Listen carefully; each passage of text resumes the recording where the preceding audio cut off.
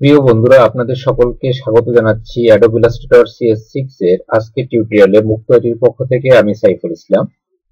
বন্ধুরা, আজ আমরা দেখব লোগো ডিজাইনের টিউটোরিয়াল, কিভাবে আমরা খুব সহজেই একটি কোম্পানির লোগো তৈরি করতে পারি।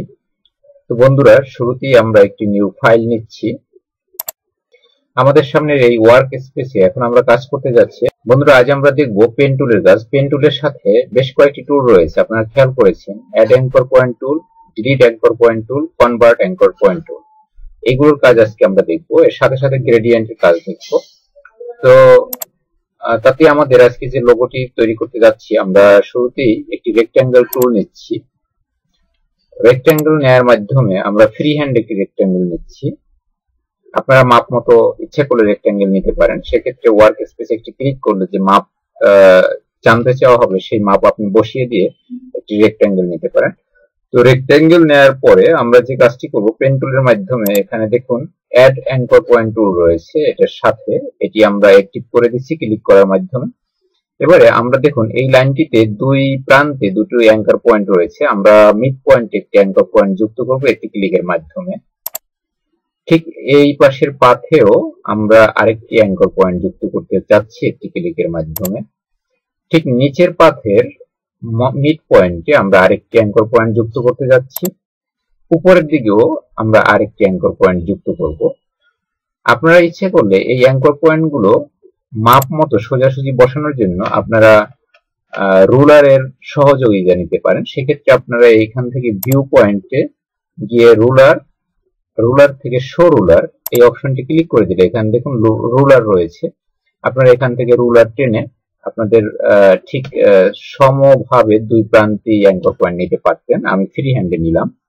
তো অ্যাঙ্কর পয়েন্ট গুলো নেওয়ার পরে, অর্থাৎ আমরা এখানে অ্যাড অ্যাঙ্কর পয়েন্টের মাধ্যমে যুক্ত করলাম।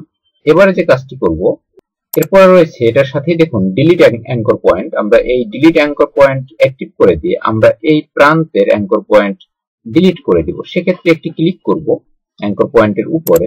দেখুন এই প্রান্তের অ্যাঙ্কর পয়েন্ট ডিলিট হয়ে গেল। ঠিক এপাশেও অ্যাঙ্কর পয়েন্টে একটি ক্লিক করছি, এটিও ডিলিট হলো।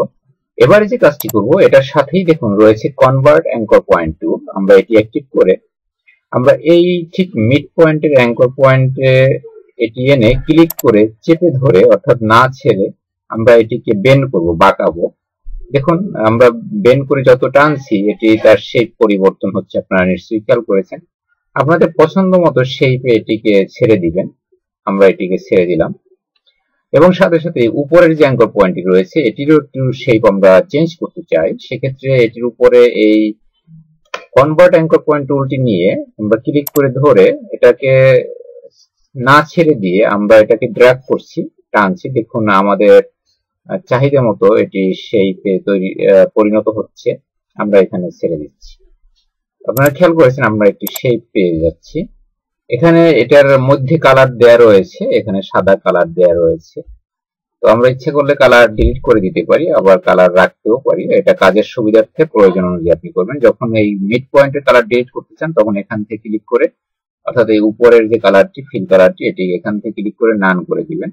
তো আমরা এই অবস্থায় রেখে আমরা এটিকে সিলেকশন টুলের মাধ্যমে একটি ক্লিকে সিলেক্ট করছি।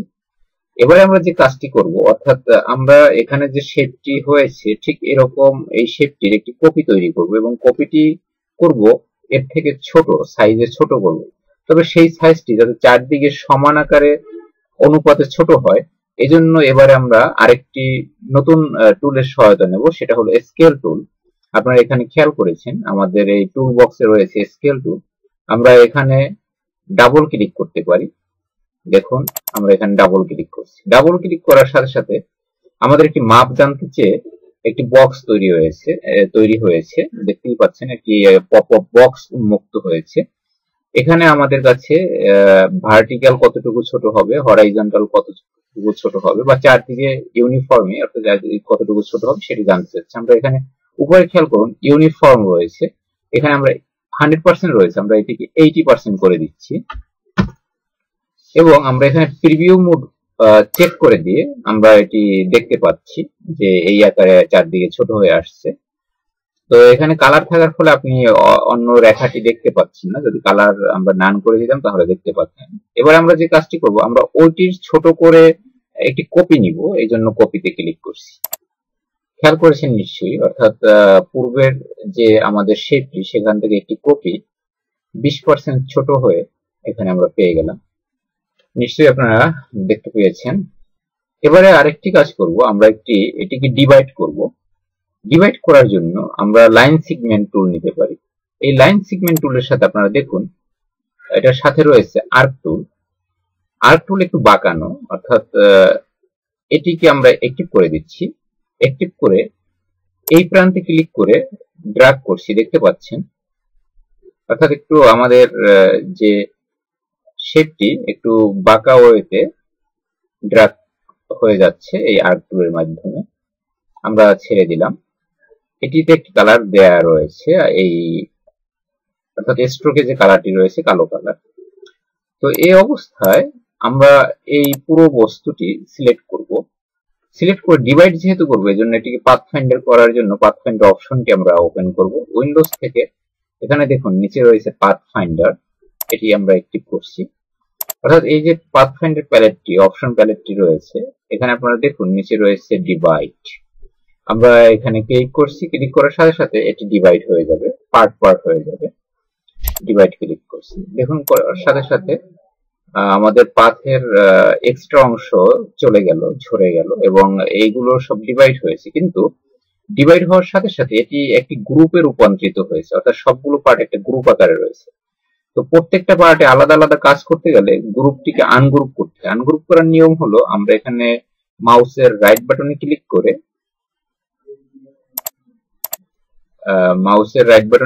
করে আমরা আনগ্রুপ করে দিই।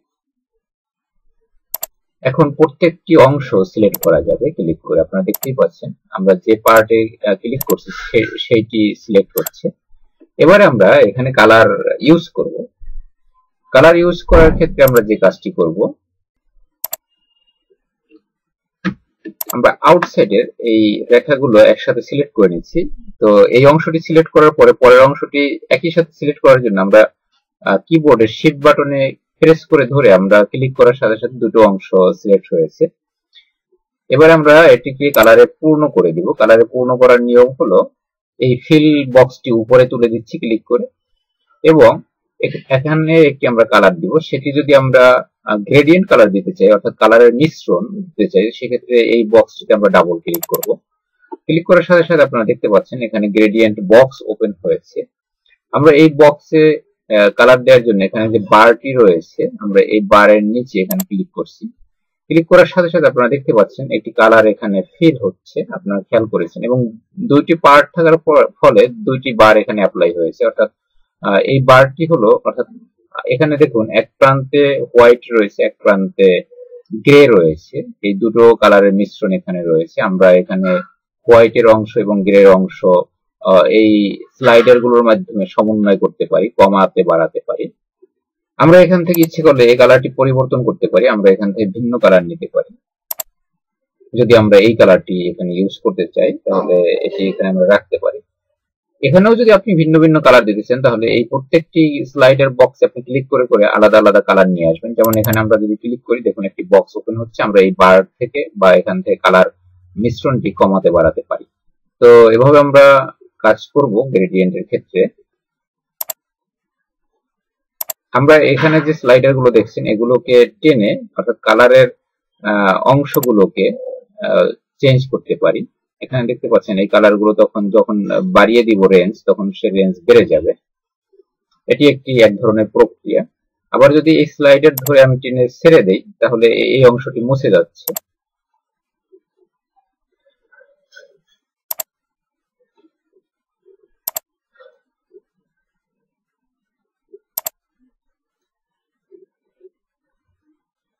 তো বন্ধুরা এবারে আমরা মধ্যের কালার গুলো দিতে যাচ্ছি।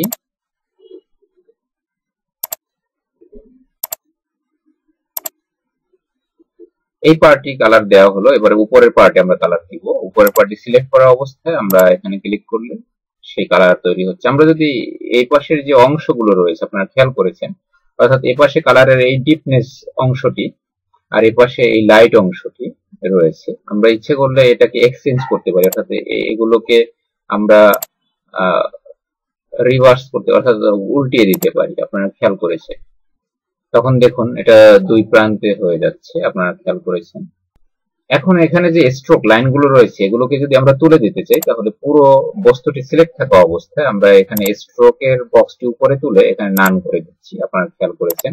এবারে দেখুন স্ট্রোকটি উঠে গেল। দেখুন এটা একটি লোগোর মতোই তৈরি হয়েছে। এটি কোম্পানির লোগো এটি হতে পারে, আমরা এটির একটি নাম দিতে পারি, একটা কোম্পানির নাম হতে পারে। তো সেক্ষেত্রে আমরা এখানে টেক্সট লেখার জন্য টাইপ টুল নিতে পারি। এটিকে ক্লিক করে নিয়ে আমরা এটার পাশে ক্লিক করে আমরা এখানে উপরে একটি লেখার আপনারা বক্স পেয়ে যাবেন, অর্থাৎ এখানে দেখতে পাচ্ছেন সেখানে ফন্টের নাম রয়েছে, পয়েন্ট রয়েছে। আমরা এই পয়েন্ট বাড়িয়ে দিতে পারি, অর্থাৎ ফন্ট সাইজ বাড়াতে পারি।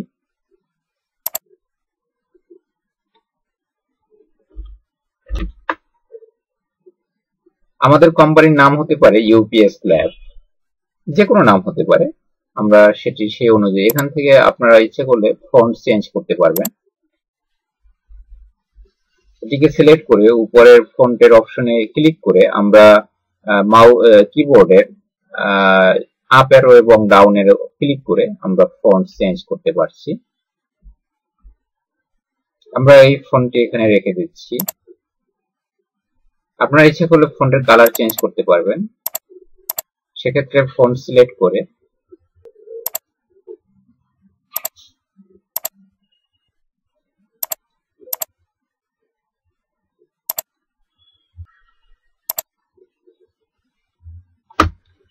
তো বন্ধুরা এই ছিল আমাদের লোগো তৈরির টিউটোরিয়াল। আপনারা এখান থেকে এরকম টুলস এর কাজ জেনে জেনে আপনার আইডিয়া অনুযায়ী খুব সহজে লোগো তৈরি করতে পারবেন।